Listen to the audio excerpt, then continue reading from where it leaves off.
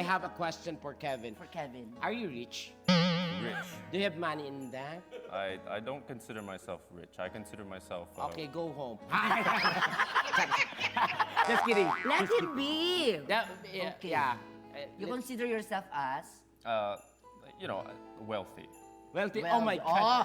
okay din wealthy friend. Ibig sabihin nakakaaraw-araw nakakain. Can I lend some Loan? Because my mother is right now in the jewelry. Yes. Jewelry shop. I phone her. Yes. Where? What jewelry shop?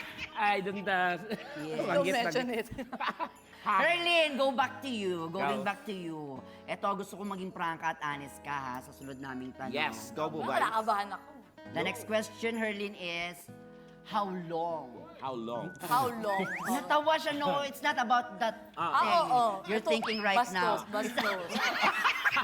We're not talking about that. We're talking about how long does Kevin plan to stay here in the Philippines? Are you here for good? Kasi di ba, Oo. tapos na yung ano nyo, TV show nyo. For sure, baka may mga susunod pa dyan. Pero Wow. hanggang kailan siya mag-stay dito? Ako ba? Sa Yes. akin? Gano'n ka ba kahaba? Mag-i-stay dito sa Pilipinas? It's up to you. No, it's not up to me. Ay! Pinindatan niya! Mukhang Why it's mayroon not talagang to- pasenya.